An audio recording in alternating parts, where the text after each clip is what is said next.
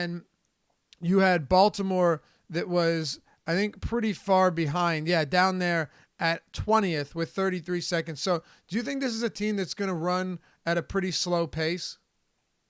Yeah, they're going to be able to run at a slower pace. I always think that faster tempo teams like Arizona last week playing a slower pace team, or at least we expect Detroit.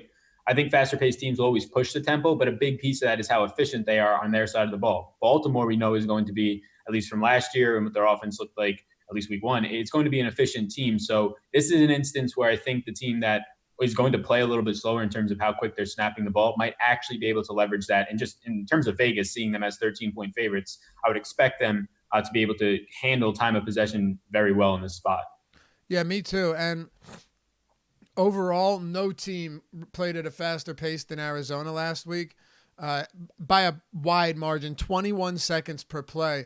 What I find interesting about this, though, and I think you kind of just alluded to it, if Arizona plays at a fast pace and keeps going 3 and out, all they're going to do is give more opportunities to the Ravens on the offensive side of the ball. Yeah, exactly. And that's a situation where it all comes down to efficiency. Do we think they're going to be efficient? They weren't efficient for much of that game. Towards the end of it, they kind of put some drives together to actually force overtime. But yeah, just based on what Vegas is saying here, they don't have much faith in Arizona doing much in terms of efficiency or even keeping drives alive, or at least the Vegas line indicates that. But yeah, we'll get into it a little bit. Well, we've got a very high total for the Baltimore Ravens. It's the third highest on the slate, behind only the Patriots and Chiefs, who we'll get to shortly. 46 over under, but it doesn't matter much when your opponent has a 16 and a half point total, right? What do you make of the Baltimore Ravens coming off that huge week? Stacking this team we thought would be difficult, but needless to say, it was the way to win a lot of money. I don't think I'm going to be as heavy on them this week. And a lot of that, believe it or not, has to do with probably going to a Josh Allen instead at a much, much cheaper cost. Lamar Jackson's not cheap, Sal. No, he's not at all. He's priced at probably what his ceiling is.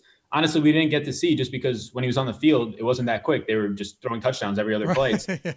Yeah, we didn't get to see what he's actually going to be doing in terms of a full normal pace or just normal game flow in terms of his rushing upside. But yeah, at 6,700, I do think the price tag is actually somewhat warranted, but it means that you're paying for a ceiling when you could be paying for like floor pricings on guys who have ceiling matchups, like you said, Josh Allen.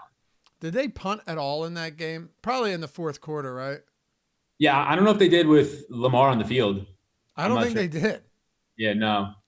It's incredible. I'm actually very interested in where you're at on Mark Ingram. I think you and I today, one of the big things we'll be trying as we go throughout these games, really try and nail down what we're doing at this mid-range running back spot, which is almost deja vu from last week, right? Just a few different names mixed into the bunch. What are your thoughts on Ingram? And do you think that Ingram can be played alongside Jackson based on their total and the 13-point spread at home in front of the Ravens faithful? Yeah, I think he can be played alongside of him. I don't think I recommend it, though. I think just going to Ingram here is the only real interest I have. We were talking on Tuesday a little bit. He had 5 red zone touches. Gus Edwards had 7 red zone touches, and then Justice Hill had 2. Hill wasn't on the field that much overall. Ingram got pulled later in this game, so he probably would have led this team in red zone touches. But just in general, yeah, you like to see a last I checked, 13-point favorite Baltimore team with Ingram, who on this week, usually I don't like getting to non-pass catching running backs, but it just sets up so perfectly. They showed an interest and kind of a desire to give him the ball when the game was close, and he did fine with it. So I have a lot of interest in Ingram. He's going to get a ton of red zone touches, or at least the Vegas spread indicates that. And yeah, the price point is probably too cheap. Okay. I think you were the one actually, no, you know what? It was Manny Law on Monday, pointing out that Marcus Brown saw 14 snaps in that game. And that's sure he had 2 touchdowns, but when you really look into the numbers, that is not encouraging. Yeah, no, it's not at all. I think it was like 18% or something like that. Maybe part of that is because they got ahead so big, but it didn't seem like he was consistently on the field. All right. Well, do you have any interest in any pass catchers, Mark Andrews, anybody here before we talk about the Arizona Cardinals? No real interest. Mark Andrews, again, saw in the 40% range in terms of his snaps. The only upside is that, again, a lot of these starters didn't get to play for the fourth quarter, and also he ran a route on almost every single snap that he was out there for, so that's encouraging. But overall, just when you have guys playing 100% of the snaps or 90% at tight end, it makes it tough to get to a guy playing half as many. Okay. What about the Cardinals, man? Very, very low total, huge road dogs, but we'd be remiss to not mention that they play at a fast pace. Efficiency is obviously key, but they play at a fast pace, and they're going to air the ball out. Really, it's like, will Murray look like he did through the first 3.5 quarters of week one, or overtime and the last half of the fourth quarter? Yeah, exactly. You're not going to see in this game overall just in pure number of pass attempts. Probably not. 54 is a lot just due to overtime. Depending if they get down big, it could just be pass script though. But you had 3 guys seeing double-digit targets: Keyshawn Johnson, Christian Kirk, Larry Fitz. Now you have Michael Crabtree coming back. That probably only hurts Keyshawn on the outside the most, and Amir Bird. But overall, I actually have some interest in the pass catchers here. They're going to be in a game script that says throw. The total's not great. But right now, Baltimore's dealing with a lot of injuries in their secondary. They lost Jimmy Smith in that game. They lost Tavon Young with a neck injury in that game. Marlon Humphreys is dealing with an injury this week. So their secondary, I mean, those are potentially 3 of their 4, if not their 3 best secondary and defensive backs. So you're getting guys like Larry Fitz, you're getting guys like Christian Kirk, who were targeted 12 and 13 times, albeit a lot of overall attempts for Murray. Probably not see that, but he's going to be targeting the slot. That was made evident in that game. Christian Kirk just missed a huge game twice on Murray missing him. So yeah, I have interest in Fitzgerald and Kirk as wide receiver 3s for GPPs or even flex options. I think there's upside there with just a really beat up Raven secondary. So you're not entirely convinced that this Ravens secondary, and like you said, there are some significant injuries here. You're not convinced that they're going to be really stout in this game, even against Arizona, right? So I think they're still fine, but yeah, the injuries are a huge thing that just can't go overlooked. And the second piece of that is when Murray is dropping back to throw, which based on the game script should be pretty often in this game, you're going to have Larry Fitz going to be sort of the primary option in the slot, and Christian Kirk as well. You're seeing a lot of targets. I don't think they're fantastic plays, but as wide receiver 3s, especially Kirk in the tournament with low ownership, I do like that. I'm not against it at all. Larry Fitzgerald, man, old faithful, like giving the middle finger to Father Time every single year. It's so impressive what he does. Granted, a bunch of that yardage came. I think the 45-yarder came in over. Actually, was it overtime or was it? It was either overtime or it was right at the end of the fourth to put them in range. But he does so much, and until he stops producing, I'm just going to assume that he still can. So I'm with you here. Obviously, not a team that I'm prioritizing. I can tell you that much. But right now, on my initial crunch, once sorted, let's see, I have a little bit of Fitzgerald, not a lot, but enough to get him in there. I think like 7%, 4%. I think, honestly, I don't know if you want to be super overweight on any of these pass catchers for Arizona, but sprinkle them in probably makes more sense. Yeah, and I think like it's really just Kirk for me because of GPPs. And yeah, like you said, you could get like probably 4% if you double the field. What about David Johnson? Yeah, so Johnson, I mean, he lined up as a wide receiver almost as much as he did all of last year. So he's pretty much, for me, game flow independent at this point, because you can imagine that if they're going to get down big based on the spread here, that he's going to be used as a wide receiver even more. He's just a weapon, and they actually realize that now, the new coaching staff. I mean, and all of us realize it. It's just a question why they weren't doing it last year. So he's fine, but just like you said, the mid-range is stacked, and you have a lot of studs up top. So it's really tough to get to, in my opinion. Yeah, as a product of the slate, I don't think I get to a ton of David Johnson, even though I could certainly see him being very effective here. I tweeted this out yesterday. If you look at, well, I'll just tell you, among all running backs in week one, Le'Veon Bell, David Johnson, and Tariq Cohen all ran 40-plus routes. Le'Veon Bell with 46 is insane, by the way. David Johnson, 41, and Derrick Cohen, who lined up as a receiver quite a bit, with 40. To put this in context for anyone unfamiliar with, what's a lot of routes run, Allen Robinson ran the most routes of any non-overtime games, right? Any player in non-overtime games with 51. So, like, Lev Bell had 5 less than him. David Johnson had 10 less than him, and they're wide receivers, Sal. Yeah. Or, I'm sorry, running backs. Yeah, that's a crazy stat. That's a really good stat, actually. It just blows my mind that you would see, Tariq Cohen, I get it, but you make a good point. David Johnson, just in this role, I think his floor is going to be really high this year, like really high. Yeah, I agree. What are your thoughts on Cincinnati and San Francisco?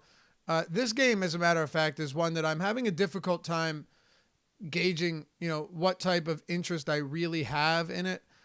San Francisco and Tampa both looked pretty anemic at times last week. That was a game that was expected to be much better for fantasy purposes. It wasn't. 45 over under here. The Bengals are 2-point favorites on the road. Andy Dalton threw for 400 plus yards against Seattle in week 1. Mixon in the run game was anemic, but John Ross and to some extent Tyler Boyd both very involved with double-digit targets. Talk to me about the home team Bengals and what you see out of them in week 2. Yeah, I think what I see out of them is, some sustainability. You're not going to get that many attempts out of Dalton, but this is a new offense. People, I think, forget a little bit that they have a whole new coaching staff, a young coaching staff that comes from the Sean McVay tree. Zach Taylor there, he was a former wide receiver, former QB coach for the Rams in 2017, 2018. And he had John Ross playing the Brandon Cooks role. If you compare them to, you know that you're not going to get John Ross's career games every time. But I think there's some sustainability to that as long as AJ Green's out. Tyler Boyd was playing sort of the Robert Woods / Cooper Kupp role. And you saw his floor game. You saw his 8 catches for whatever it was, 60 yards or so. And I have a lot of interest in Tyler Boyd here. I think some people will chase Ross's points. I don't think it's totally point chasing because I think this scheme is going to benefit Ross. But overall, I like Boyd, the fact that he didn't kind of burst out at somewhat high ownership, kind of let some people down to his sense in tournaments. I just like the role that he was playing. He was getting jet sweeps like Robert Woods would get in that offense. It was really good overall for the offense for the Bengals. It looks good. And then, you have to keep an eye on what's happening with Mixon day-to-day right now. Did he miss practice? I saw some report that came out day-to-day. And then if he's out, Gio Bernard becomes a very high-interest play. Yeah, let me take a look. By the way, Chris Brown, much appreciated, brother. So I got to say, I love the Laffy D Salvetri combo a lot. Appreciate that, dude. It's a lot of fun doing this show, and no question, Sal knows his stuff. So it's a pleasure to be able to talk football with him. It's a lot more fun talking football with someone that knows what they're talking about. And fortunately at Awesemo, all of our guys are pretty versed, and you really are a great fit here, man. But thank you. I appreciate that, man. Sure. Thanks, Chris. I appreciate that too. Yeah, man. So I wanted to point this out before we move on, because I'm sure some people are wondering. Instead of hitting on the news like we usually do, and I should have prefaced this at the top of the show, we usually hit it right when we start, but because we don't want to take 7 hours, we're going to hit on all the important news once we get to each of those games. So hang with us throughout the show. We'll get to everything, including the Le'Veon Bell news, including the Chargers news. That's right, Le'Veon Bell undergoing an MRI on his shoulder. So yeah, a lot of news. I promise we'll get to all of it once we hit those games and make it a little bit more specific. All right, Sal, anything else on Cincinnati? And how would you kind of prioritize these guys to the rest of the field? So Tyler Boyd is probably in sort of that, honestly, a mid to high priority range for the rest of the field. John Ross just falls into a category of you can play him in GPPs if you want. I do think there's sustainability to it. And if Gio Bernard is actually playing, he's going to be the priority this week, I imagine, in cash and in GPPs. You're saying if Mixon is out and Gio, yeah. Does end up being out. He said that he was feeling fine, but he's still day-to-day, so just saying that just in case.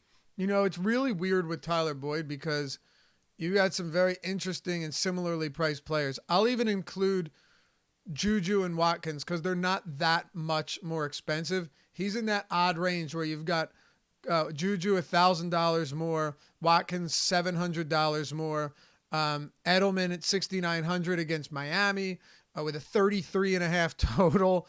Robert Woods, Brandon Cook, Stefan Diggs, Tyler Lockett, Cooper Kupp, Josh Gordon, all of them within $1,000 either above or beneath. And that's why I asked you in terms of priority, because much like running back this week, that mid-range is stacked with quality players.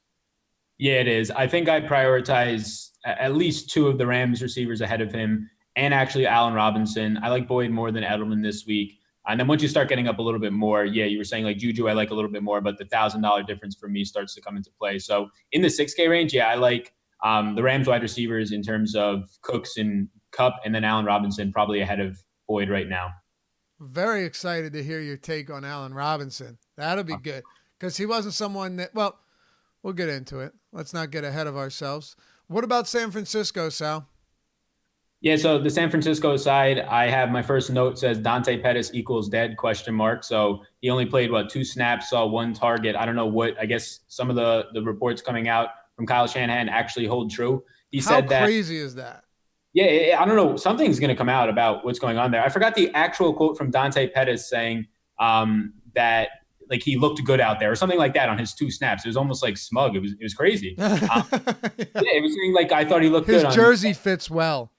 Yeah, like they asked him how they thought he looked, and he was like, I thought he looked good out there. And it was like, wait, are you serious? He played 2 snaps. But yeah, so the Bengals rush D actually last week looked pretty solid overall versus Seattle, holding Kris Carson to 15 carries, I believe, for 46 yards. But their pass coverage was still bottom third of the league. So it's a great spot for Kittle. And then Deebo Samuel led the team in snaps. I don't have too much interest in the wide receiver corps.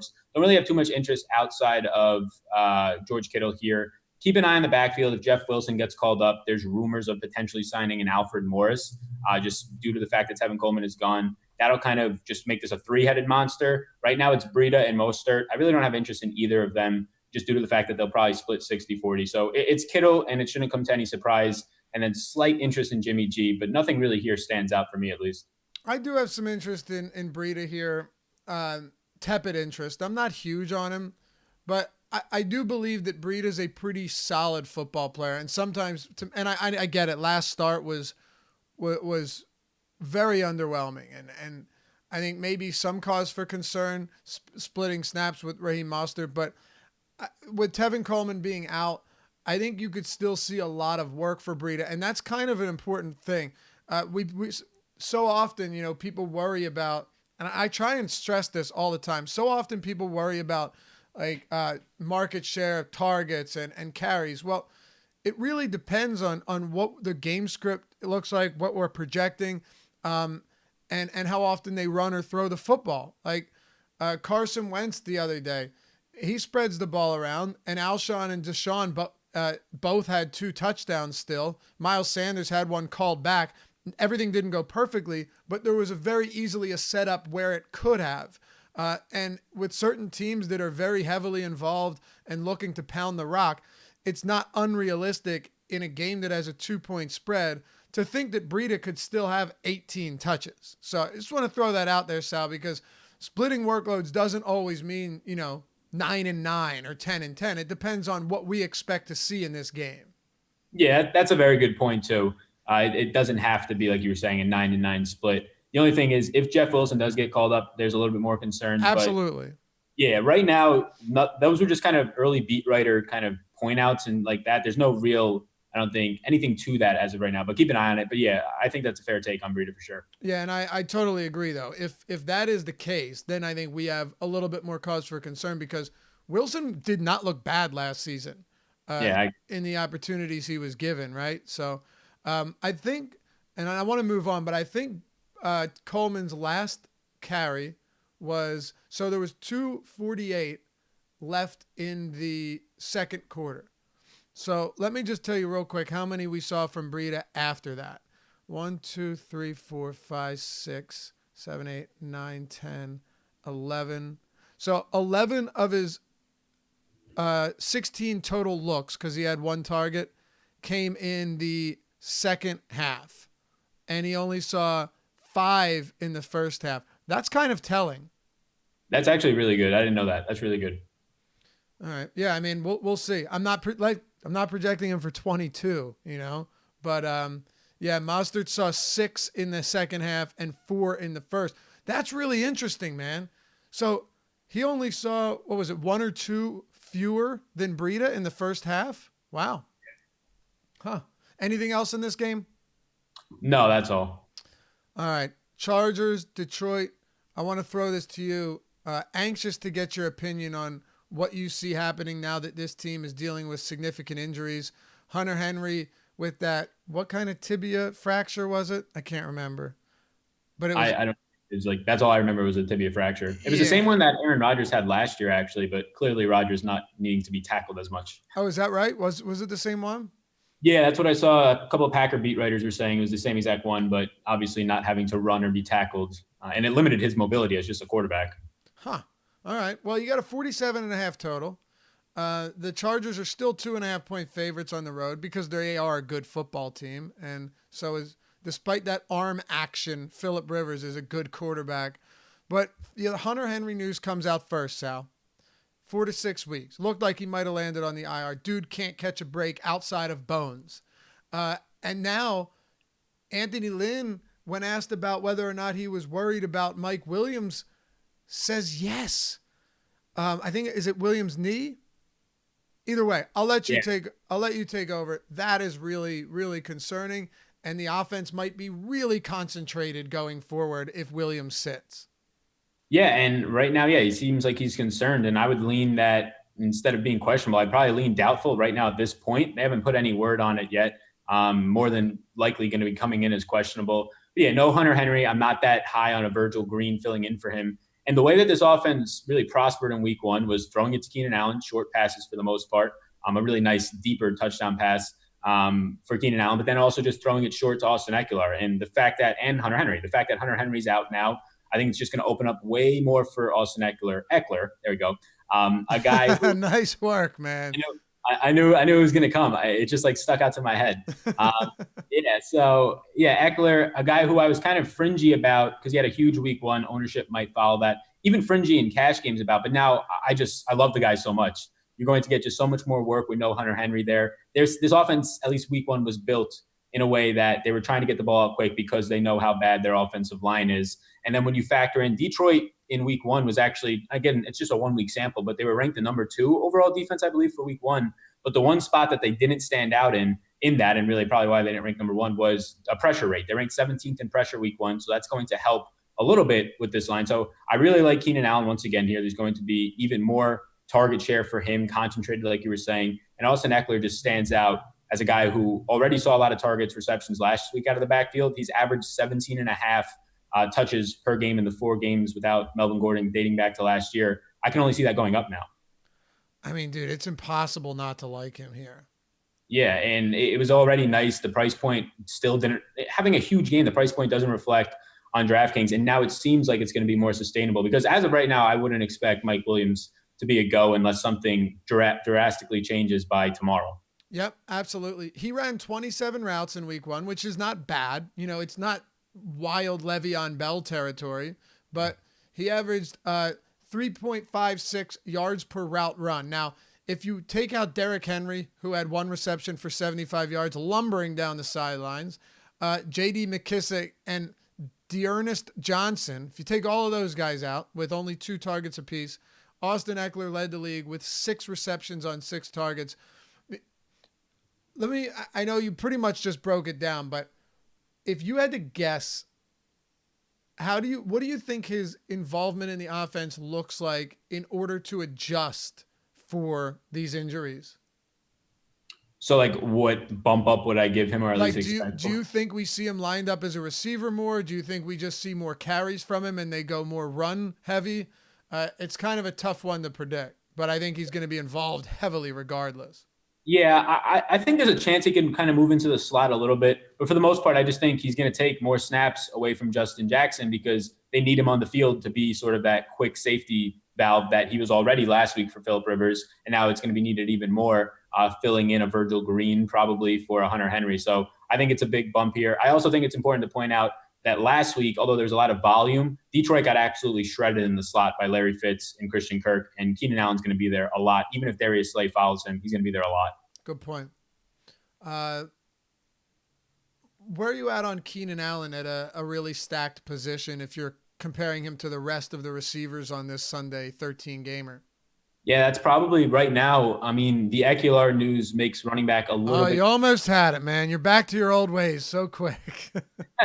Makes it a little bit easier to kind of get through that range. So the wide receiver, Eckler, I didn't even know what you were referring to. Yeah. It's like ingrained in me. I don't know what it is. Some kind of crazy anchoring. But yeah, I had right now wide receiver at the top end is probably the hardest spot for me. Really wide receiver in general, because it's just so stacked on this slate. Seeing what Juju comes in at will help a little bit right there at the same price point. But if Mike Williams is indeed ruled out, the matchup last week in the slot, like we said, for Arizona was just a spot for a ton of targets, a ton of receptions and points. Keenan Allen might be, when he's lined up in the slot, one of the most elite receivers in the league. He dominates that position. Slay, I'm not too worried about. It's tough to guard a guy like Allen in the slot. So 7,600. You said it's a stacked spot, so I don't even know where I would rank it right now, but there's still strong interest there. And once Mike Williams, if he is ruled out, it's only going to grow. Like Michael Thomas is probably above him for me, and Juju's right there as like a 2A, 2B in that range. Yeah, man. I feel like if you wanted to stack this game and you had like Rivers, Allen, and Eckler, first of all, could Travis Benjamin be involved? I mean, I suppose. Could Virgil Green, come in and get some work? Maybe. But neither of those guys are options that I want in my groups, in my stacks. If I get beat by Travis Benjamin or a 2-touchdown Virgil Green game, it just wasn't my week. You know what I mean? And I think running it back, there are enough quality players on this Lions team to make it work, whether it be Golladay, Marvin Jones, or Curry Johnson. But I do want to point out that I'm not huge, and let's make the transition to the Lions now. I'm not huge on any of these guys as one-offs. I think it's a very deep slate for wide receivers and for running backs. So while I think Curry Johnson's price point is still very favorable, and I have no problem with him, and I don't even mind running him back in a Phillip Rivers Charger stack because this game has a 2.5 point spread. It could be very competitive, but I don't love him as one-offs. Where are you going with these guys? Yeah, I think a lot's going to be made of this Detroit offense. It seems like kind of an early sort of headache, but the only thing that stands out, at least in my opinion, that I have interest in would be the tight end, $3,000 mini Gronk, TJ Hawkinson. Carry on, like you said, he only had 13 rushes we were talking about on Tuesday in regulation, 57% of the total backfield carries, which is a little bit alarming because, like you pointed out on Tuesday, it was the perfect game to kind of use Kerryon Johnson in, or at least it doesn't get much better. So there's concern there in this slate. I'm not really getting to him too much. Danny Amendola is going to get a lot of hype, but I would warn people to kind of back off a little bit. He had 11, at least for this week, he had 11 catches in regulation, but now he's probably going to face the toughest task he'll face all year in Desmond King in the slot. It doesn't get much better in the league in terms of a slot cornerback. So I'm not going to be going back to Danny Amendola, although for the season, Stafford likes his slot wide receivers. Marvin Jones, only 2 targets in regulation. So all that stands out for me here on the Detroit side is Hawkinson. The price point is too cheap. If he gets even regressed to 6 targets this week, that's still very good for his skill set at his price point. Kenny Golladay, his week was salvaged by a touchdown. He's just a very meh play to me. He's just there. I don't have anything, no major interest, but nothing negative to really say about Kenny Golladay. So it's really just Hawkinson standing out from the Detroit side for me. So you do like Hawkinson a lot. Interesting. Okay. Yeah, I like him at his price point. Again, like that range for tight end is very tough. So we'll get to another guy in that range that I'm going to get a lot more of. But I think Hawkinson, if I had to pick one Detroit guy, would be him. I think a lot of people, especially in cash, will get fooled by Amendola's game, but he's going to have like the toughest matchup on the week in the slot. So I would be a little bit weary of that. Yeah, for sure. And by the way, the only reason I'm not as big on Hawkinson, I totally get it at 3K. No doubt about it. I understand why in what should be a close game, competitive game, and even if it's not, and they fall behind, he gets targeted. The only reason is there are a couple of players at tight end that right now, like my tight end core, I have a pretty tight core at tight end. Obviously, things are all subject to change, but right now I just have a ton of Travis Kelce, like egregious amounts, copious amounts, Sal, and a lot of Darren Waller. I know he's going to be popular, but I have a tough time getting away from that. Hawkinson definitely comes into the mix, but there are a few guys that I just have above him, and I'm getting so much of them that I don't know where he's going to end up. Yeah, I completely agree with both Waller, both Kelce. It's just if there was one piece from that game, it would definitely be Hawkinson over the rest, especially if you were going to run it back like with the Chargers. I'm probably Hawkinson. Yeah, no, and if you wanted low ownership, right now his projected ownership is significantly lower than either of those two guys, and a similarly priced Darren Waller. All right, Minnesota and Green Bay. Sal, what are you doing with this game after we saw Kirk Cousins throw 10 times in that rout over the Atlanta Falcons? Of course, things are always going to change. We don't expect 10 pass attempts, and I think Aaron Rodgers at home in Lambeau Field keeps this game more competitive than Matt Ryan and Julio Jones did on the road. You got a 46 over under. a 20.5 implied total for Minnesota, 23.5 for the Packers. I was surprised to see that the Packers were favored by 3 points in this game. Maybe it's that new look defense that was ferocious to open the season up on Thursday night. But one of the games here, this is one of the games where I'm having a tough time getting really interested in like Adams because of other players yet to be mentioned and some we already have. Thielen and Diggs, do their prices warrant what we're going to see out of them? And is the Green Bay defensive secondary, truly good enough to make this a difficult spot? So let's just discuss this in full, starting with Green Bay. What are you doing, Sal? Yeah, so, earlier in the week, I had interest in sort of Green Bay just due to the nice total of 24, a favorite at home as sort of a sneaky stack. There's still some, but it's just gotten down so much more after looking into it. Mike Zimmer has really kind of put a halt on Aaron Rodgers when he's played him over the past 3 seasons or so. On the Green Bay side, I would urge people not to kind of overreact to the Aaron Jones-Jamal Williams split from Thursday night. 59% of the snaps for Jones, 41 for Jamal Williams. But I would be in favor of that in terms of what you saw that game because the Bears' defensive front was just shot out of a cannon all game long. Jamal Williams is a better pass protector, but he was out-touched 13-5 by Jones. This is Jones' backfield. You're going to see a lot more snaps this week from him, but just not a lot of interest overall in this matchup. The only thing that does stand out is that the Packers played a lot of 2 wide receiver sets. They're definitely going to get into 11 personnel. They played a lot of 2 wide receiver sets, again, because the Bears' front was just all over Rodgers. So you're going to see more Geronimo Allison on the field in the slot. So if you were to go to this game, Allison and Adams with a Rodgers seems like a sneaky stack because he will be on the field more.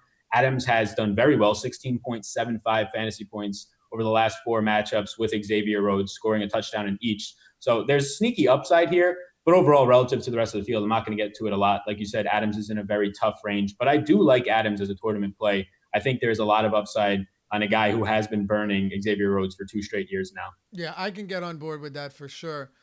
Looking at Minnesota too, interesting. Legalized in our premium Slack chat over at awesomemode.com mentioned that Cousins dropped back 6 out of his first 10 snaps before Dalvin Cook took over. He only had 11 dropbacks on the day, but I get where he's going with this, so I want to address it. Someone else mentioned it to me earlier this week. Here's my thing, and it should be stressed.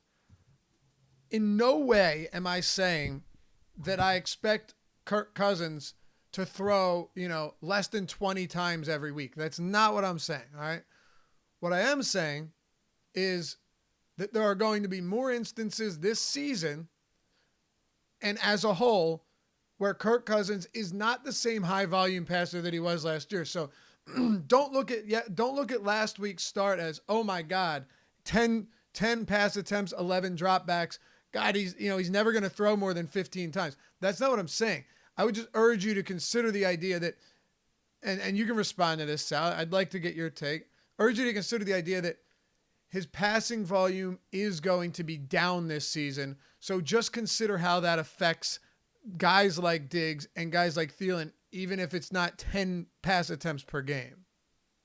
Yeah, definitely last week was just very unique. It's crazy to see a team win by only having 10 pass attempts. I don't know the last time I saw that, but yeah, it's going to be down. Like the last quarter of last season when they implemented this new offense, he threw 28 times per game. So like 10 is going to regress up to probably 30, which is still a low number. But overall, I don't have much interest on this side of the ball. Not much interest because of that low passing number. Diggs only played about 60% of the snaps. They're saying he's still dealing with this hamstring injury. So that doesn't seem great. Thielen, though, stands out a little bit. Got hot early, really saved his week due to that first or second drive touchdown. But not a lot of interest overall because of just how stacked wide receiver is. You're not going to have a ton of pass attempts, although they're an underdog, so you'll see more than usual probably here. If Thielen, the one thing to point out is if he moves into the slot, he'll get to face Ramon Williams, who's the oldest defensive back in the league and probably the biggest liability on this Packers defense. They moved Allen Robinson purposely into the slot on Thursday night a ton, like 45% of the time, and he just absolutely ate on Ramon Williams. So Thielen, if they were paying attention to that game, as I assume they were, should be moving into the slot more this game. Last week, Chad Beatty had a lot of slot looks. So if they throw more, Thielen's going to be an absolute prime spot to have a huge game. I agree. Thielen is the one guy from this entire game that I like quite a bit. I'd echo your sentiment on Adams as a great tournament option. Not a priority or a cash play for me, but I get it. And looking at this from a game stack perspective, it's hard to fall in love with it from a game stack standpoint because what are you going to pair? Are you pairing Rodgers with MVS? Other than Devontae Adams and with Kirk Cousins, are you going to pair Thielen with Rudolph or with a potentially hobbled Diggs? I think it's just a tough one to get enough bodies into your lineups to feel good about, but definitely some individual plays that make sense. Yeah, I completely agree. I think like if people want to play this game, whether you're like totally biased and a fan or something, I think a very sneaky stack is a Rodgers with Adams and Jimmy Graham, who saw 6 targets, 2 red zone looks. Then you have Thielen the other way. But by no means do I think that's like the stack to play overall. Any thoughts on Dalvin Cook? The price point comes up. He's an underdog overall on the road, so I don't have much interest there. And he didn't really get, again, they didn't pass a lot, but 2 involved in the passing game, 2 catches on 2 targets. Not a lot of interest just due to the position's depth and lower than him really in price point. Let's talk about Jacksonville and Houston. Nick Foles hits the IR, unfortunately, with that broken clavicle.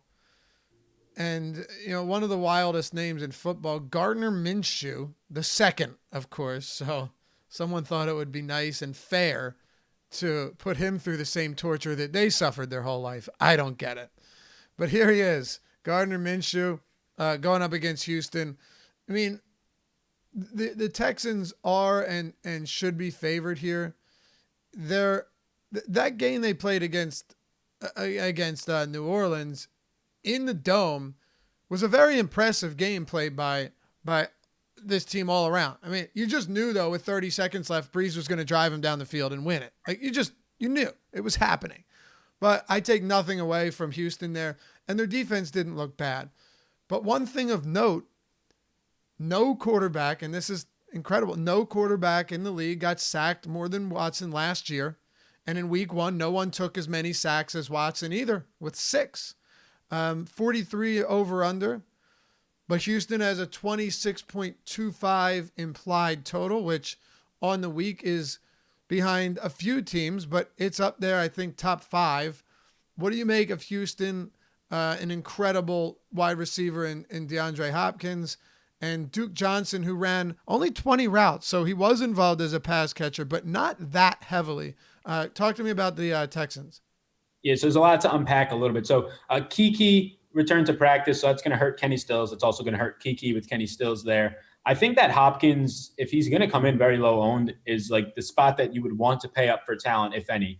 He's had at least 14 DK points in each of the last 5 matchups when shadowed by Jalen Ramsey. Last year, he had 12 for 147 and then 3 for 50 and a touchdown dating back to 2017. He had 4 for 80 and a touchdown, 7 for 55 and a touchdown. So, last year, the 12 for 147, getting close to like a ceiling game. So he's been pretty solid against him, and you're getting the talent there. 43% of the targets last week from Hopkins. So I'm fine if you play him in any format if you really want to be paying up for Hopkins. Watson, in my eyes, is like these like standard, like if you wanted to build the DraftKings quarterback, who you would build would be Deshaun Watson. He's just fantastic. And like you said, he just took so many hits last year. If this guy wasn't mobile, he might have been sacked 10 times last week. Like they can't they can't put an offensive line around him. It's a shame. They have pieces and talent, just not an offensive line. So he's definitely always in play, even in a tough matchup. The total's fine. He's, like I said, the mobility keeps him, like last week, just the cream of the crop at the quarterback position. It's really Hopkins. It's Watson. He didn't really look anybody else's way in that game. Fuller saw like 3 targets. Duke Johnson saw 5, I think, out of the backfield. For the most part, it's Hopkins and Watkins, the people that you would expect. The backfield was split, 19 running back carries, 10 for Hyde, 9 for Duke. Nothing stands out there for me overall in terms of getting them for DraftKings. So it's Watson, it's Hopkins. You're going to get probably different by going there, but I think it's fine. So after week 1, of course, very small sample and a tough matchup, Jacksonville ranks bottom 7 in run and pass defense DVOA, according to Football Outsiders. How much of that pretty much disappearing act defensively do you think had to do with Kansas City? And how much do you think had to do with their secondary maybe not being that incredible? What do you see them as in terms of quality defensively heading into week 2? Yeah, there's definitely a piece of that just due to facing like the best offense in the league. But they did lose bodies on the defense. And then just overall linebacker Telvin Smith was probably one of the biggest losses, if not the biggest. That's going to be something that they'd miss in the middle of the field. I'm surprised that Travis Kelce didn't have a bigger game. last week, 3 catches for 88 yards because of that. But I do think this defense, I mean, every single year we see defenses, they'll jump to the top and then slowly start to fall down because players will get injured or leave. And I think that's happening here in year 3, 2 years removed from being the number 1 defense. Again, it's a 1-week sample, like you said, but I do think there's a lot of merit in they're definitely getting worse because they've lost players on that defense. Right. I agree. So Watson, one of your top arms this week? So right now I have like a rankings of just quarterbacks, and I don't have like ownership factored in or anything, but he's coming in at number 5 on this. Okay. We do have some ownership. It's at awesemo.com. Use the sign-up code NFL Strategy. All one word. When you sign up, it'll get you 50% off your first month of Awesemo Plus subscription. That's ownership, projections, player projections, the stack tool. Of course, we've still got baseball going on, so all of that for all of our sports, as long as they're happening, and all of those tools developed and used every day by Awesemo himself, Alex Baker. Just go to awesemo.com/join. Got a whole new beautiful landing page that'll explain all of our packages, even with some videos on them, so you don't feel like you're jumping into something that you're not comfortable paying for. We'll let you know exactly what you're getting when you sign up. And if you decide to, NFL Strategy is the sign-up code. It'll get you 50% off your first month. It's hard to beat that. And introduce yourself in our premium Slack chat when you do. Talking sports all day and night long. It's a wonderful place to be. All right. So right now, Deshaun Watson, not getting a lot of ownership. You're looking at around just basically a ton of Patrick Mahomes, and then everyone else is spread around quite evenly. Yeah, that makes sense just because of the price point. I think that makes sense. Yeah, I'd say so as well. God, Patrick Mahomes getting a ton of ownership. Wow. All right. Any interest in Jacksonville at all? Like, is Fournette on the table for you?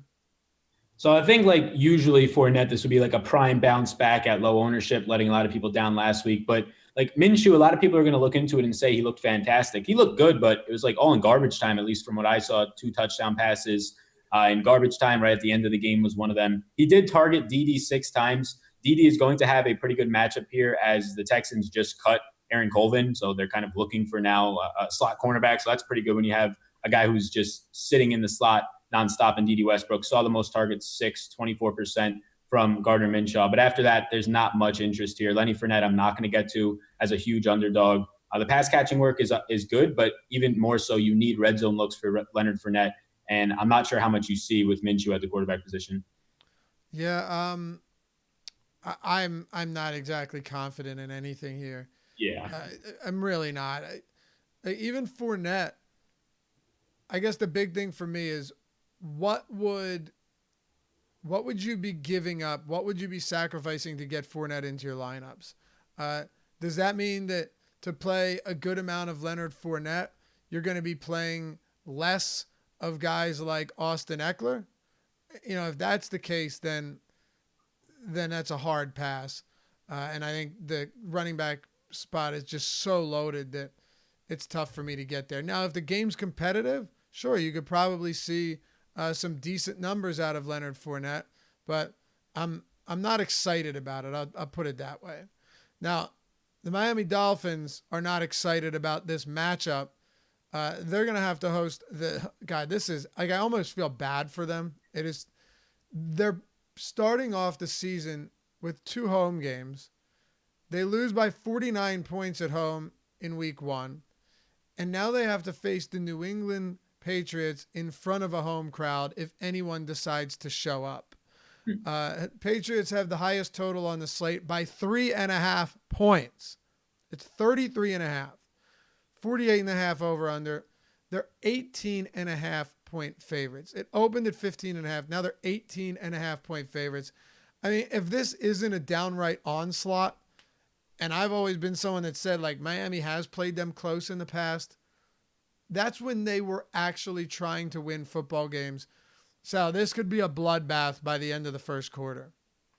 Oh, yeah. I mean, I completely agree. And the thing is, like, usually you don't like, if it's Brady, you don't like targeting quarterbacks when there's that big of a spread because it doesn't correlate as well with closer games. But this Patriots team, time and time again, they'll just keep throwing until the fourth quarter. Like we saw it last week. We've seen it in years past. Belichick doesn't care what the score is. He's going to try out whatever schemes that they've been using in practice. So Brady, if this game is a 20, 25 point difference, is probably going to be out there throwing in the fourth quarter. So yes, he's a fantastic play, and there's just so many options you can get to from the Patriots. I expect nothing but, an onslaught, like you said. How many players are you willing to pair with Tom Brady? Yeah, that's the thing that hurts here is like if you want to game stack it, do you really want to touch Miami? I think you can team stack it. I think Edelman's the favorite guy that I would target him with. Right now, AB is going to be playing. I don't know how much that's going to impact Edelman. It's going to really impact Josh Gordon, I would imagine. So I think that Edelman is the one that I like the most. I don't think it makes any sense to be team stacking with Sony Michel, although there is upside just due to the total. But overall, like the backfield looks ugly. And Edelman's like the one person that stands out the most. Josh Gordon led all receivers in separation, but still only had 4 targets, 11% target share compared to Edelman's 30.5. When you add up the running backs in White and Burkhead and Edelman, that was 72.2% of Brady's attempts to either running backs or in the slot to Edelman. I don't have a problem with James White, honestly. I think despite the amount of weapons on this team, Tom Brady has never stopped looking James White's way. Like you just pointed out, 15 combined targets for Burkhead and White. That's pretty crazy to me. You have to think that going forward, White sees more than Burkhead. I would be very surprised if that wasn't the case. But 15 combined targets there, like you pointed out. 2 for Ryan Izzo at the tight end position. No other tight ends got any work at all. And then outside of 11 for Edelman, and that touchdown for Gordon, which was a beastly score, there was not a lot. So, yeah, you make a good point there. I still think, though, that James White, for 2 reasons. James White's attempts are always high percentage pass attempts. So if you have 7 or 8 passes thrown to James White, there's a very good chance that he's going to have 7 or 8 receptions, which right there is worth a touchdown, 6-7 points. So the yardage, obviously, you don't know what he's going to get there if he gets into the end zone or not. But I think James White has a pretty decent floor in this game. But what about Sony Michel? Like, we know that he's not going to get targeted in the passing game. I don't expect that. I may have mentioned this to you 2 days ago, though. It's very possible that Tom Brady has a good game and Michel still gets in the end zone multiple times. Yeah, exactly. That's the thing that hurts here. Like there's such a big overall score and a big spread that you would expect Michel to get used. And if they're in the red zone a lot, you would expect Michel to get those carries. That's something before last week they said he was just going to be absolutely fed. So that's what makes it tough. As like a one-off, I would go to Michel more as a one-off than really stacking it. But it makes sense that there would be in an 18.5 point spread, Tom Brady going off in the first half, Michel doing what he wants in the second half. But yeah, right now Michel is like the point of emphasis that I have to kind of look at in this game specifically because it's tough for me. We saw him in week 1 at least seeing only like a little bit more than, 53.5% of the carries in week 1. That's kind of worrisome. Burkhead playing very well doesn't help that either. Yeah, no, you're not wrong. I'll tell you that much. I don't want to pair him with Brady just because he has no chance of getting anything in the passing game, and that's disappointing. But I do think, as a one-off in tournaments, not in cash, Sony Michel could be one of those guys that goes vastly overlooked because everyone else is on everyone else and all of these good running backs, that he goes for 100 yards and 2 touchdowns or 3, something crazy, and you wish you had some. So I'm going to try and get a little of him. I'm going to try and get a lot of, believe it or not, this next game. Buffalo and the New York Giants. I mean, it sounds outrageous, right? I get it. 43.5 total. Really nothing redeeming about these teams as a whole. They both have Giants 21 point implied total and 22.5 for the Bills. Bills are a 1.5 point road favorite. But here's what I do see. I see a guy in Devin Singletary who on all 4 carries broke off double-digit yardage runs. See a guy in Devin Singletary who was targeted 6 times in the passing game. See a guy in Devin Singletary who racked up 94 of his 98 yards in the second half. Think about that. 94 of his 98 yards came in the second half, which tells you Doug McDermott and company may have said, hey, let's get this fella the ball more. And then what ended up happening? They came back from like a 10-0 deficit or whatever it was, 9-0, and won this football game. Might have been 17 or 16-0. I don't remember. But they came back and won, Sal. So I think that there was significant adjustments made at halftime, and the numbers bear that out. And Singletary is cheap. And while he's no lock because we've only seen one career game from him, it is really encouraging to see that of the 1, 2, 3, 4, 5, 6, 7, of the 10 either carries or attempts that he saw, 8 of them came in the second half, and 9 of them came either very late in the first half and in the second half. We'll get to Josh Allen and Brown in a second, but let's start with Singletary after that long tirade of mine. No, yeah, you hit on every single thing. I like him a lot. He's 4,200. He's like the main reason that I don't have as much interest in that San Francisco backfield, because $1,000 cheaper than Breida, but 70% of the snaps, he got absolutely unleashed in the second half, like you said. Total of 9 touches for 98 yards, 5 catches, and you could only imagine they're going to be using him more than that if he's the reason, like you were saying, that you kind of turn this thing around, getting you right down the field. So yeah, there's all the interest right now in GPPs for me is Devin Singletary. Definitely not cash, but GPPs, he's a fantastic play. It looks like you get him as a favorite here. It's not even like he's an underdog as a running back, so that's also another added bonus. In a total that's not crazy, but 22.5 isn't anything that's terrible or making you run away. Right. By the way, they were down 16-0. So that's interesting. Singletary. Talk to me about Allen and John Brown. You said on Tuesday's show, which you can check out right here at youtube.com on the Awesemo YouTube channel, you mentioned that Josh Allen was one of your favorite guys. I don't disagree with you at all. And still on Thursday, he's one of my top options. What about you? Are you still heavy on Josh Allen? Yeah, Josh Allen right now is my QB1 for the week. And in terms of GPPs, look, the Giants last week, they were dead last in pressure rate. They were second worst in pass coverage. And those two things just seem like a recipe for Josh Allen's success. You're not going to get to a guy who, even if you can scramble and make plays happen. Then you're going to give him time to throw down the field where you can't even cover. Again, it's one game sample from week 1, but there's just no talent there. Like the Jackrabbit Jenkins is the only guy on the outside who has some talent. Even that's kind of a stretch to use the word talent still for him. So overall, the second worst defense by PFF in week 1. Dead last, like we said, in pressure rate. Josh Allen is a guy who just stands out, screams off the page, especially at his price point for GPP play and really just all formats this week. All right. And among the cheaper wide receivers, is John Brown towards the top? Yeah, he's towards the top. He had 27% target share in week 1. Just looked fantastic. He's like the perfect, everybody was saying it before last week, like the perfect combination with Allen. And also something to point out, like Allen's going to make mistakes. He had 4 turnovers last week and still scored 19.96 fantasy points. So it doesn't even matter for him if he's going to throw 3 picks in this game. He just has so much upside with his legs and his arms. So yeah, he stands out, and John Brown would be the main person to pair him with. Talk to me about the other side of this, because Sterling Shepard for the Giants is in concussion protocol right now. They already were one of probably the most concentrated group, or one of, in the league. He, by the way, didn't practice yesterday. We'll see what's going on today. With Sterling Shepard, with Evan Ingram, of course, Saquon Barkley, and with Golden Tate out, you have to rely on a guy like Cody Latimer, who had 74 yards but hauled in only 3 of his 8 targets. It's not a bad Buffalo defense, though, but it's a game that we expect to be close. Do you get to Barkley or Ingram here? So Ingram's the one that stands out. And for me, at least, look, like we already talked about the tight end position. So relative to the slate, I probably don't get much.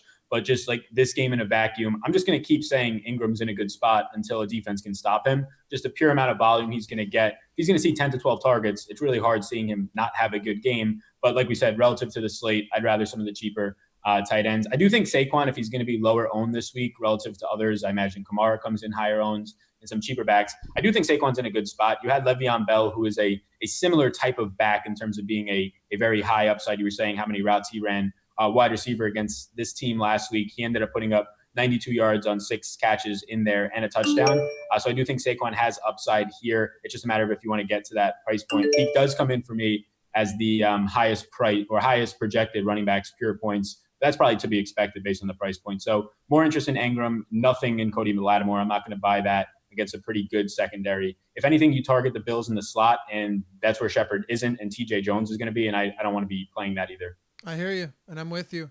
This next game is one where I'm actually really interested in it. I mean, I am very interested in it, and maybe it's a mistake, but as of now, I really like this Pittsburgh-Seattle game for a couple of reasons. One of them being that while neither of these teams played at a particularly fast pace last week, and that needs to be mentioned, I don't see either of these teams having enough options offensively for you to just get things totally wrong if you wanted to stack this game. And what I mean by that is you're looking in Pittsburgh, Juju Smith-Schuster.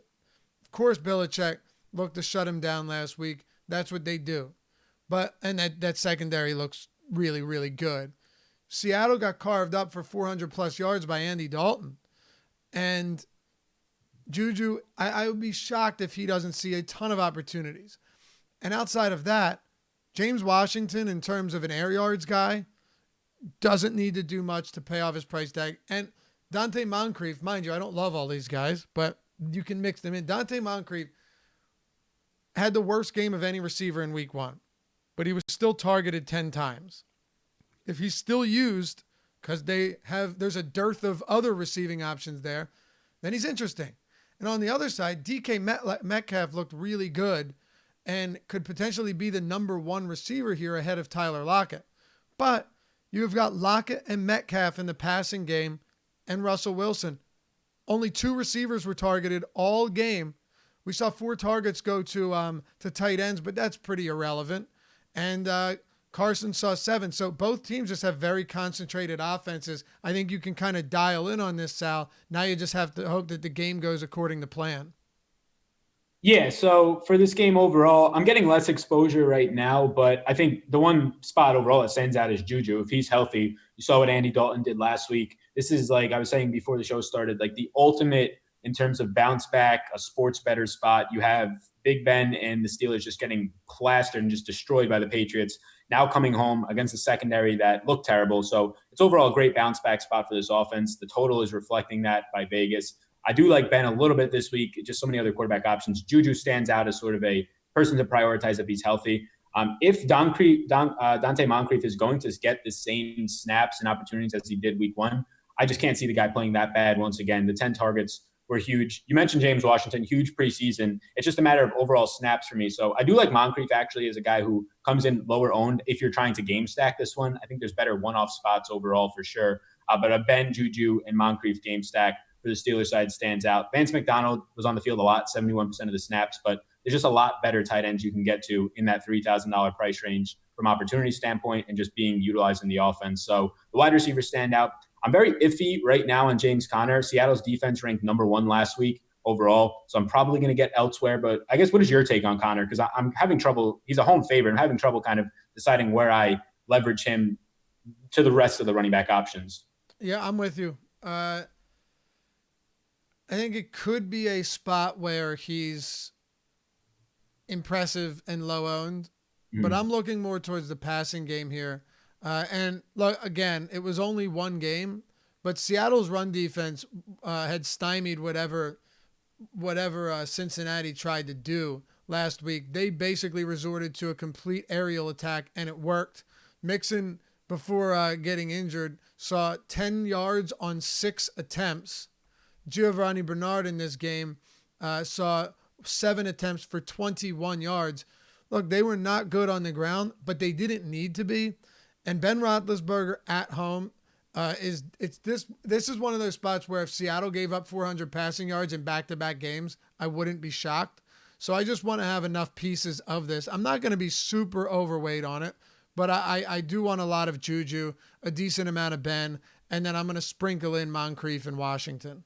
Yeah, and I think Moncrief is, I mean, if he stays in this role, just take away the bad week 1, this is as good of a role in football. The Steelers wide receiver 2 job. When Mike Wallace was there, you had AB, you had Emmanuel Sanders for a little while, you had Juju with AB. So it's as good as it gets in terms of having just great schemes for you. So I think I'm actually going to get a little bit more of Dante Moncrief going into this week. Yeah, me too. It could end poorly, but One of the big things is, does Roethlisberger really have many viable alternatives?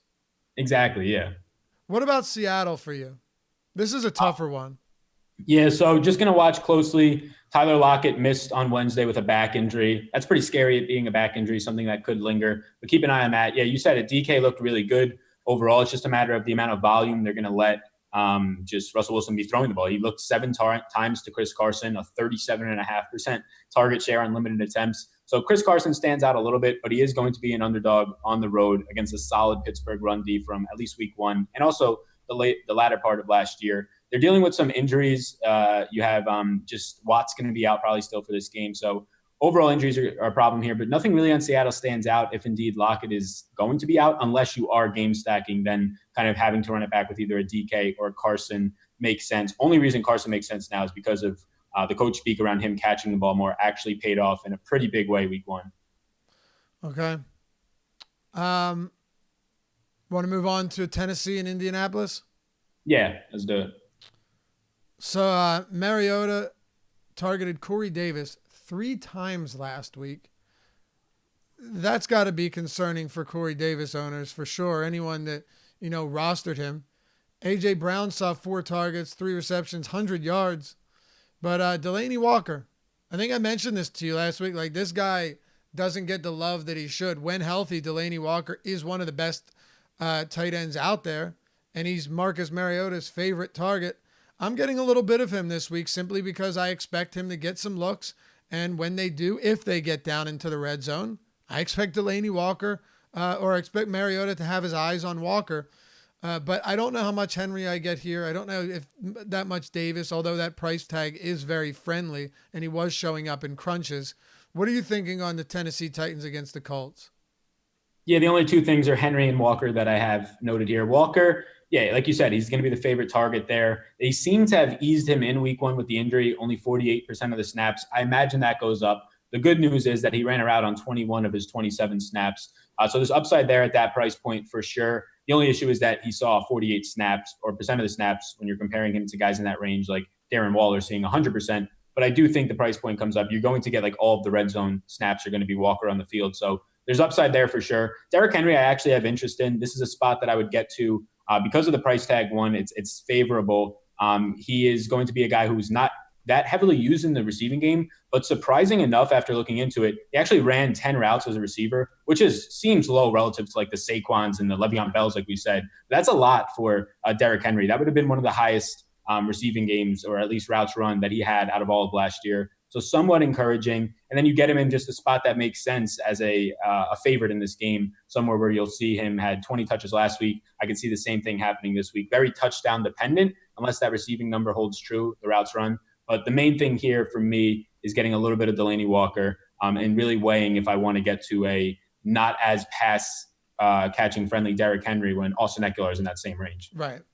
What are you doing on the other side with Brissett and Marlon Mack and T.Y. Hilton and Paris Campbell? Anything? Yeah, I mean, that's the thing I'm looking at right now. It's the only thing that stands out a little bit is, well, first of all, T.Y. Hilton, he's going to be in a good spot. Last year he faced in this matchup with Adoree Jackson. One time he got shut down. One time he went absolutely berserk. The one time he got shut down, he was dealing with an injury. But if like you're season-long playing, I would sell T.Y. Hilton like pretty quick after that week 1, see what you can get for him. But for DFS purposes, Mack's the only thing that somewhat stands out. But it was concerning that although he was very good on the ground, Nyheim Hines had all 4 targets out of the backfield and caught all 4 of them, only 4 yards, but you didn't have anything for Mack there. And if he's going to be an underdog here, I think there's some better spots that you can get to in terms of just overall usage and game script and volume for him. Yeah, I don't disagree on selling now, but I will say that it was a heroic performance from Hilton. Getting into the end zone late in that game, I was really impressed by that. But I'm with you. I still have faith in Frank Reich that he can keep this ship from sinking. But that doesn't mean that it won't be springing leaks all season long. Washington and Dallas. What are your thoughts on Dallas and that monster performance from Dak Prescott in Week 1 against what might rival Miami as the worst defense in the league for the Giants? 405 passing yards, 4 touchdowns to 0 interceptions, 25 for 32, on passing attempts. And what we saw was Amari Cooper with 100 yards and a touchdown. We saw Michael Gallup with God, was that his first actually really solid game as a pro? It feels like it. Yeah, all the air yard models paid off there. Yeah, exactly. We're waiting up for that huge game. Yep, caught all 7 of his targets for 158 yards. And Randall Cobb, let's not forget about Randall Cobb, 69 yards on 4 receptions, 5 targets, and a touchdown. I mean, it was everywhere. And even, ex-broadcaster Jason Witten had a touchdown and 15 yards himself. The ball got spread around. And didn't I think Blake Jarwin scored too? The ball went everywhere, and Ezekiel Elliott wasn't used as much as he should have been, but they didn't need to use him very often. And he had 13 carries, but Troy Pollard also had 13 carries. Let's start there. What do you think this split looks like against the Redskins on Sunday? Yeah, I didn't think going into week 1 there was any concerns, and it didn't really seem like there was until the game was pretty much a blowout really quickly. He only got 31 snaps, so I think when you're comparing him to the other top-end running backs this week, I just get to Kamara in a better spot and even probably a lower-owned Saquon for just a little bit more because there are somewhat concerns there. But you have Washington that was ranked 30th from week 1 in rush defense, Dallas a top 6 run blocking line. So if you believe this one stays somewhat close, which, again, a 5-point total is not or a 5-point difference in the spread for Dallas being a favorite is not a huge spread. So if it's staying close, I expect Zeke to be out there. If they pull away, then that's where I would say that Zeke might not play the entire fourth quarter. But I do think there's upside in getting to Zeke because, again, 5-point spread isn't that big, and that's a nice spot to be targeting running backs against a defense that was just putrid on the ground. And they also lost Jonathan Allen, it seems, which isn't going to help at all in terms of trying to stop Ezekiel Elliott. Yeah, I'm with you. I just don't see how I get to Elliott here. Yeah. Ultimately, could he have a great game? Yes. But do I want to pay more for him than Kamara against the Rams? I do not. Do I feel a little bit safer with Berkeley knowing that workload is as secure as any workload, if any running back? I do not. So he's in no man's land for me. I don't think I get there. Do you get to Amari and Gallup and Dak? Yeah, Dak right now comes in as my 4th quarterback interest, and in terms of a ranking. Last week they only had the 2nd highest pressure rate was Washington. Again, no Jonathan Allen now, and they were middle of the pack in terms of pass protection. You do have Landon Collins, you do have Norman, who didn't shadow Amari Cooper last year, so that's also a bonus. I think there's upside here. The offense looked great, and albeit probably, like you said, one of the best matchups they'll get all year, and they're going to get it again in the Giants. But I think there's upside here. Again, Dak's not going to be pressured, has the mobile upside, and just a lot of weapons, it seemed like week 1. He right now ranks as just my number 4 quarterback. Okay. Yeah, it sounds about right. By the way, I think I called Sean McDermott Doug McDermott. I do that all the time. Really? The NBA 3-point shooter. Yeah, I actually don't even – he's always changed to a different team. I don't know he's on the Pacers. Yeah, He's not on the Bulls anymore. What's up? I was going to say the Pacers I think he was on. Right? Yeah. I mean, he was drafted by the Bulls. Unimportant, but you get the point. So Sean McDermott, I think the adjustments will be there.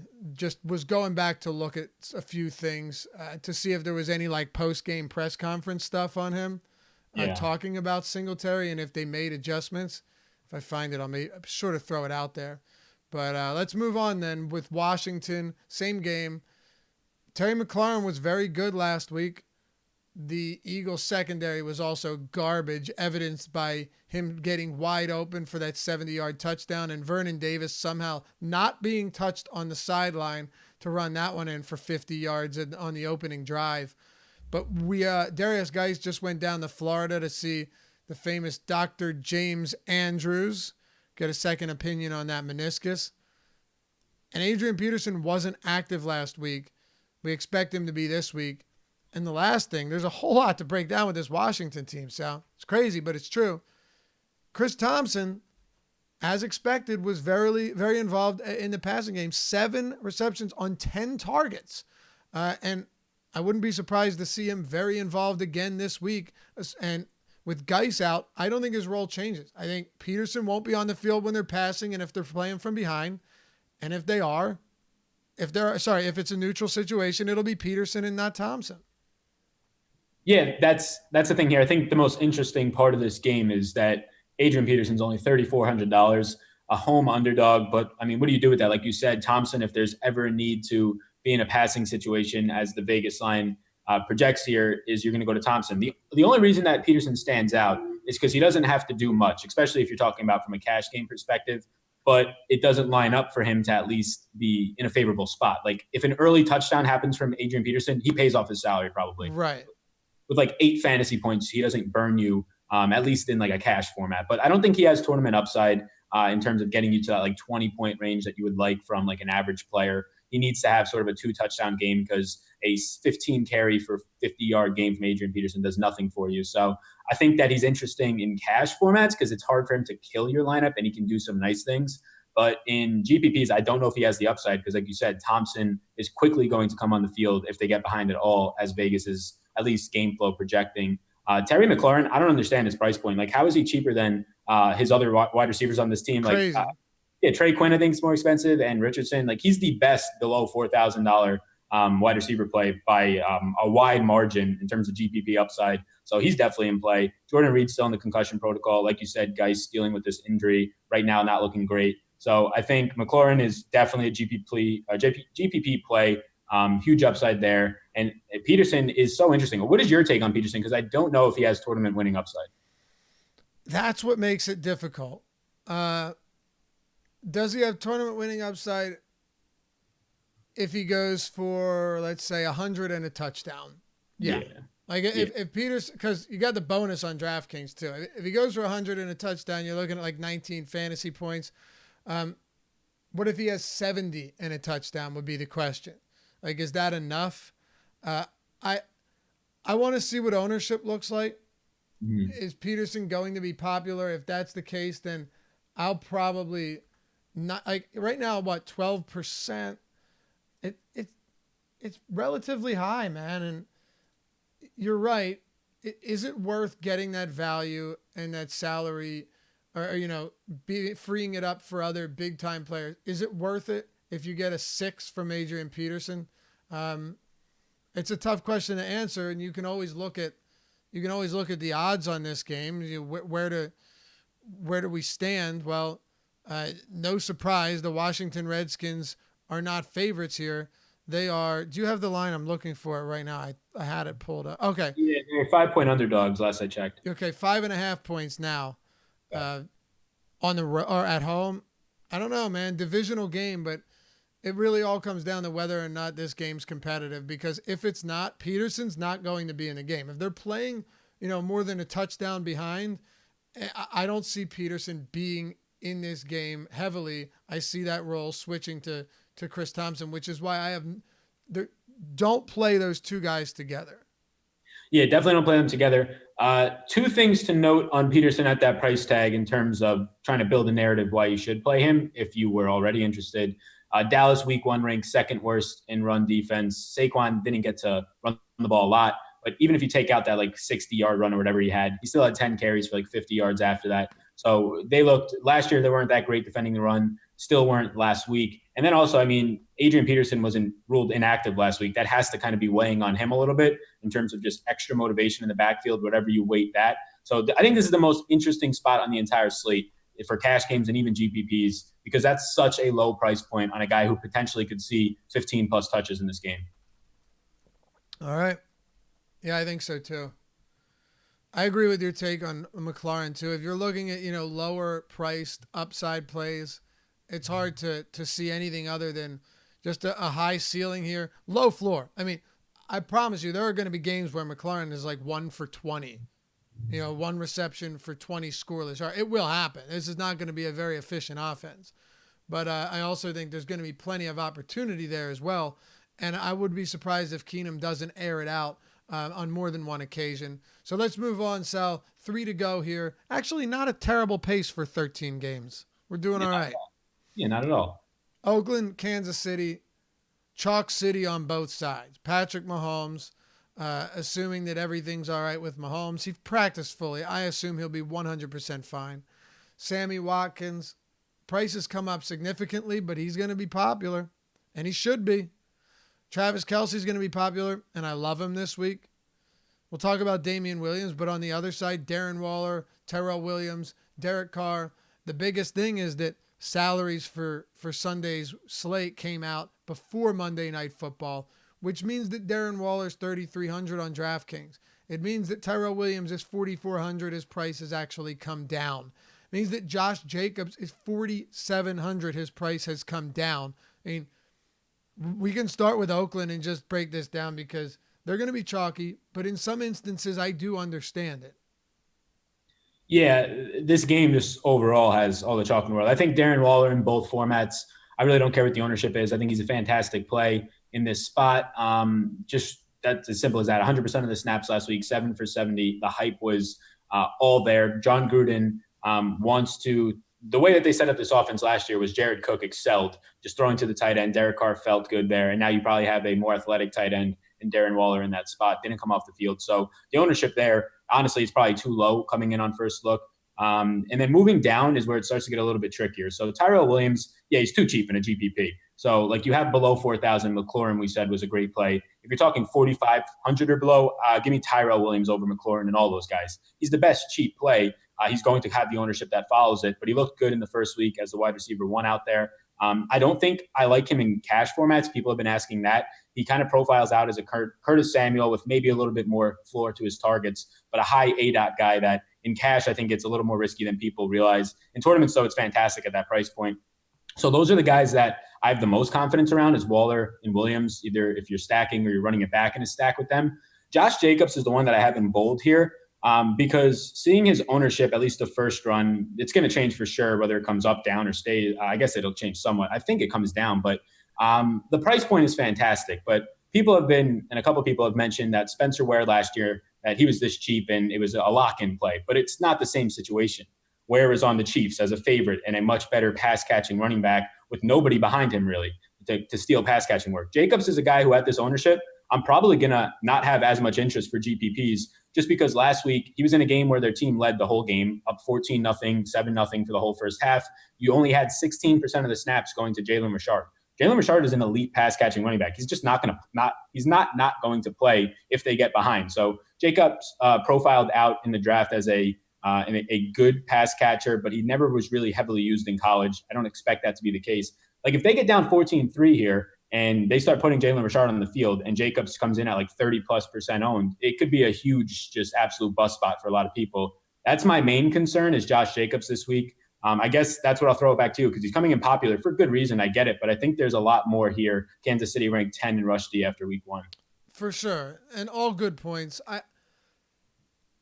I'm skeptical, though, that Jalen Richard is going to be the same pass catching back as he was last season. And the reason for that is they went out, invested a high draft pick on a guy that they want to be their 3-down back. Now, do I think that in games where they're playing from behind, Jalen Richard is going to be more involved than he was against Denver? No question, of course. But I also think that it's unlikely. I put it this way. Marshawn Lynch or Jalen Richard playing from behind in the passing. Jalen Richard. Josh Jacobs, do we think he's going to get a lot of passing work? I don't know. But I'm skeptical that Jalen Richard is going to have the same involvement in the passing game as he did last season. And I'm curious to see how John Gruden uses Josh Jacobs when playing from behind. So I don't know. I don't, none of us can know. Yeah. But I'm also not, I don't have this level of certainty either that Richard is just going to come in and get 10 targets if they're playing from behind. That's fair. Yeah. I guess that's the biggest question mark. We don't have a sample of it. He caught 20 passes his last year on somewhat limited snaps in college last year. And again, like they said, he was good when used. They just didn't use him a lot. He's a huge underdog here, which is the concern. So really his ability to stay on the field in pass catching spots, however much confidence you have in that will kind of indicate where you get to him in tournaments. Right now I'm very iffy. So I probably come in below what we're seeing as his ownership, but I want to monitor it throughout the week. Right. All right, well, I'm with you. I think it's a very interesting spot to see how it shakes out. Darren Waller's one guy that I just think it's kind of difficult to go wrong with him. He will have some ownership, but I loved what I saw from him on Monday. I liked him coming into this season, and it's one of those spots where you feel good about the first week results. Is Derek Carr going to complete, 90% of his or 85% of his passes, whatever it was again? No, probably not. But there, the thing I like about him is that this team will use their tight ends. We saw it a lot with Jared Cook last season. And Derek Carr doesn't need to be supremely accurate in order to get the ball to Darren Waller. So in PPR formats, it definitely helps. What are your thoughts on Kansas City? Are you going to see yourself matching or going above the field on Mahomes and Watkins and Kelsey this week? Yeah, I mean, they're all in fantastic spots. In terms of Kelsey, he'd be the one that I would get above the field, if anything. Probably will. And the spot either for Waller or Kelsey is fantastic. Like a very rare week where going double tight end can be contrarian and actually maybe work. I don't know. It's so hard for that to pay off. But yeah, Kelsey, I like a lot. Mahomes, the price points, if you can get there, it's fantastic. I mean, you know what this guy's floor is. It's like 28 fantasy points in this matchup, or at least the median is going to come in around like 22. 22 is like a floor median, like 25, 26 in a lot of spots that I'm seeing. So yeah, overall, Patrick Mahomes is fine. I probably don't get there as much, just the way that I'm building lineups. It's leading me to get to the other high-scoring game of the week that we're about to get to at quarterback spots, and Josh Allen, like we said. So Kelsey is the one that stands out. I do think Watkins' price point is completely fair, if anything, too cheap now that Tyreek Hill is out. So he's still interesting. And McCole Hardman is going to be the guy at 4,800 who steps in the most. They're saying Thomas might get some work as well, but that guy's been on the field like 10 times in his NFL. They're excited about. He'll step into an immediate role, which he didn't do much in a half of play. But Andy Reid did come out to the media and say that the playbook and the plays for Hardman weren't used to his best skills. So they said that they're going to use this week to kind of frame the playbook to the guys like McCole Hardman and Thomas. So Hardman at 4,800 in a GPP, if you're stacking, he'd probably be the guy I get to pairing like a Mahomes with a Kelsey just for some salary relief, because those guys are all so expensive if you want to get Watkins as well. All right. Now let's get to Allen Robinson. You had mentioned that he was someone you liked a lot this week. And it's interesting. I can't wait to hear your take here. Chicago and Denver, both teams coming. Look, I think you would agree that both teams would like a do-over for their season debuts to start off the year. The Chicago Bears were horrendous offensively. The defense, still incredible, actually quite terrifying. On the other side, though, Trubisky and company looked lost. I give credit to the Packers D, but that was just flat out bad. A 40.5 total here, I think that makes sense. I think the Denver Broncos, who really looked to be struggling early against Derek Carr and company, are a better defense than we saw on Monday. They have a 19-point implied total, 21.5 for the Bears. So Vegas has this one as a defensive battle, Sal. Yeah, so the only thing that stands out to me here, actually two spots, is Cohen's usage for sure, worth mentioning as a slot wide receiver. But yeah, you said it. Allen Robinson's a spot that stands out. Look, it didn't get much worse for Mitch Trubisky last week. And the one thing that he could rely on, albeit a very good matchup against Ramon Williams a lot of the time, was Allen Robinson. But Matt Nagy is a smart coach, even though the offense looked bad. You had Trey Burton injured, so keep an eye on his status. That's another weapon. That's an athletic guy, especially around the red zone, to take pressure off of this offense. You have Anthony Miller, who was limited, was getting a lot of hype, the wide receiver too out there. He only played 20% of the snaps. He's definitely going to play more snaps with another week of health under him. So I don't think the offense as a whole is stack-worthy or fantastic, but Robinson in a game that Trubisky looked absolutely terrible, probably should have had like a 200-yard game if Trubisky could actually hit him. Right? In a couple of those spots.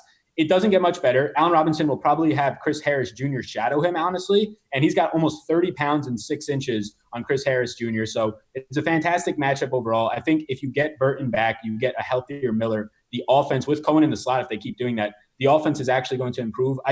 Everybody is like anchored right now to how bad they looked on Thursday, and they looked bad, but there was health issues, and I right now want to see if there's an edge in sticking with a guy in Robinson after he had a fantastic week one and what might have been the worst possible game for Mitch Trubisky all season long. And also, like saying, Matt Nagy is a very smart coach. He put Robinson in the slot 45% of the time, which we know is the best spot to be putting a wide receiver. He purposely was motioning him into the slot to get better matchups. So they know what they have in Robinson. I think he's an elite wide receiver, 2 years removed from the ACL. I have a lot of interest in him. That price range is very, very tough overall, but I think he's viable in all formats. Sold. No, it's good explanation. And by the way, going back to earlier this show, Sal mentioned that Adam Thielen, if used appropriately and if they mimic what we saw Matt Nagy and that coaching staff do against the Packers, you could see a similar performance from Adam Thielen in a game where the Packers will likely shut things down at the line of scrimmage. All right. By the way, one game to go. I see some discussion about the Thursday night football game. That will not be what Sal and I discuss here as we close it up. But fortunately, because of all this incredible free programming we have at youtube.com on the Awesemo channel, you have got Alex, Nolan, and Ben on the NFL. Ben Rasa, my man, one of my favorite guys to do shows with. NFL Live Before Lock tonight at 7:30 right here. Going to get you ready for this showdown slate, so be there. Do you have anything for Denver and this Cortland Sutton? Was that performance encouraging to you? Because it was encouraging to me. I wanted to see that he could be the number one, and I thought he was very impressive in that game. Yeah, no, the performance was definitely encouraging, especially when Flacco at points just looked completely lost. So very good game for Sutton, but the only bullet I have is no interest in anybody. Horrible matchup. Yeah, and this matchup is just terrible. Yeah, it really is. But going forward, I think Sutton, assuming his price tag stays down, I think he's going to be the guy. I mean, Manny Sanders didn't even get involved until the second half. It doesn't mean that'll be the case every year, and he still ended up having a solid game. But I think Corton is the future there, at least going forward. By the way, Phillip Lindsey, no thoughts, no interest, right? No interest this week. There's a pretty even split with him and Freeman, which is scary. Yeah, terrifying. And the matchup is just brutal. Exactly. All right, let's close it out, Sal. New Orleans, LA Rams. No surprise. This should come as no surprise to anyone. The highest total on the slate. It was, by the way, that opened at 54. New Orleans and St. Louis. LA Rams opened at 54. Now it's 52, which means that Kansas City and Oakland at 52.5 is right above it. But 52 is still a very high total in this game, and they're just loaded with talent. I mean, I'm really most interested in Thomas and Kamara because I can rely on monster volume every single week, regardless of what's going on in terms of the flow of the game. I don't want to get ahead of myself. What are your thoughts on the Saints? Yeah, I think it's Thomas and Kamara. I mean, 13 targets for Thomas, 8 for Kamara. You could throw Ginn in there with 7, but Drew Brees only had 1 pass completed more than 20 yards, which was to Ginn. So 65% of the targets to Ginn, Kamara, and Thomas. Out of all of those, I don't think Ginn's performance is repeatable, whereas Thomas and Kamara's are. So you're going to stack it. Kamara is one of the few running backs, and even some of the pass-catching running backs that I feel very confident having correlation with the quarterback. So, yeah, Thomas and Kamara. The Chiefs game and Raiders is just stealing right now all of the hype and ownership because of some pricing points on the Raiders side. So this game is the one that I like the most, and I think it's just going unnoticed on both sides to an extent. Yeah, it is. Not unnoticed, but definitely overlooked. Undervalued. The Rams are a team that always kind of piss me off when I'm stacking them because you need a million teams to get all those combos. The great thing, though, is that all 3 of these receivers are going to play 90+% of snaps every week. You've got Brandon Cooks, you've got Robert Woods, and Cooper Kupp. Who do you like most, and how do you draw that? How do you draw the comparisons here based on the matchups against this Saints secondary? Yeah, I like right now Cooper Kupp the most. I made a little segment thing called That One Dude last week. It was Keenan Allen. This week it's Cooper Kupp for me. 10 targets. What was it called? That One Dude. I just did my own little segment. It was Keenan Allen. Now it's this week is Cooper Kupp. Just any position, but it's Kupp that stands out. Number 9 in wide receiver separation week 1. He's going to get PJ Williams, who is going to be he's going to have 21 pounds, or depending on where you look, 20 or 21 pounds on PJ Williams. So the separation is just going to continue to come here. And then for all of the wide receivers, you had 13 targets for Woods, 6 for Cooks, and I guess you want to call it a revenge narrative a little bit, but he was hurt the most by Goff's inaccuracy last week, 2 deep targets and 1 across the middle that easily would have been another 40 yards to his stat sheet. Just completely missed on Goff's end. So Goff was the number 1 quarterback in terms of how low, or the difference between his expected completion percentage and his actual completion percentage. So 10% lower, which means that he just had a putrid game, and you don't expect that. And once again, this week, his expected completion percentage is what it should be, and usually is. He'll hit that more times than not. So there's going to be a lot of people, and at least right now, ownership is just not coming in on these wide receivers or Goff. A lot of people shying away because of a bad week one performance. I'm going to be running towards it because I think all these wide receivers in play. I rank it right now, Kupp, Cooks, and Woods for GPPs in my interest, and I have a lot of interest in Goff. Right now, he's my QB2 for this week. All right. Kupp, Cooks, and Woods. Basically, last thing, man. Todd Gurley. What is going on with your take on Todd Gurley, knowing that, well, he still has some of the highest upside in the league, but so do so many players at his position. And while he is, we don't want to beat a dead horse here. Like, a healthy Todd Gurley is phenomenal. A healthy Todd Gurley is going to give you 20 plus touchdowns in consecutive years. That's what you get from a guy like this when he's at full strength and when there's no real competition in the backfield. I mean, no guys siphoning off work because of the concerns of his health. But he played 70% of the offensive snaps, so that's good. Malcolm Brown saw 2 scores. He had none, but I think it might have been you that mentioned on Tuesday, those came on Malcolm Brown's drives. But look, man, it's not the same Todd Gurley as it was, and maybe that's not because he isn't healthy, but it's because McVay's looking to limit him in games that are winnable. What do you see his workload being in a game that should be very, very competitive, and quite frankly, they might be playing from behind? Yeah, so I think for what his workload was, 15 overall touches, 101 yards. He still looked good, especially in the second half, which is encouraging that his knee was holding up the more touches, at least for one game. I'm probably higher than most on Todd Gurley. I definitely was last week. $7,000, I think, is a price point where we are approaching what this guy's floor is going to be. Whether that means he goes back up to 885, it could only mean he stays at 7,000 or goes to 75. But I think you're getting him at a bottom number in terms of his salary. This is the big question: is Todd Gurley had 14 touches in the backfield, Brown had 11. Gurley had 70% of the snaps, Brown had 28%, and then the rookie had 2%, which you mentioned it. Like, if you drafted Darrell Henderson Jr., right now you're just wondering what you did in like the 5th or 6th round at that point. Yeah, terrible decision. Yeah, but the big question here is, on 28% of the snaps, do we think those plays were purposely scripted for Brown to get the work, 11 touches on 28%, or do we think that's just how those drives went? Because if it's just how those drives went, you're going to get still 70 to 75% of the work for Gurley, and his bumps and touches probably go back up somewhere to 18 to 20, which at $7,000, 18 to 20 touches out of Gurley in a game last week where he broke 100 total yards and just doesn't get in the end zone. I think there's something to it. I don't think I would be stacking him because they seemed a little bit reluctant to use him in the receiving game last week. But I think as a one-off in tournaments, he's definitely in play. And I think it's just a fascinating spot because even after a decent game, like 15 touches, 101 yards, people are still down on him because you just had Brown scoring 2 touchdowns, which were on his actual scripted drives. Absolutely. And by the way, while Gurley saw only 1 target in the passing game, Henderson and Malcolm Brown saw a combined 0. Yep. So it's not like there was a replacement on 3rd downs or in the passing game for Gurley, which is, at least somewhat encouraging. I'm with you. It's just going to come down to, pricing. And does it make sense to get a lot of Todd Gurley over some of the other options in this range that you and I have discussed and that you and I really like? So there it is. 13 games in the books, Sal. About an hour and 38 minutes. That's not too bad. I think that's manageable. Oh, that was fantastic. We did a great job. I think we absolutely did.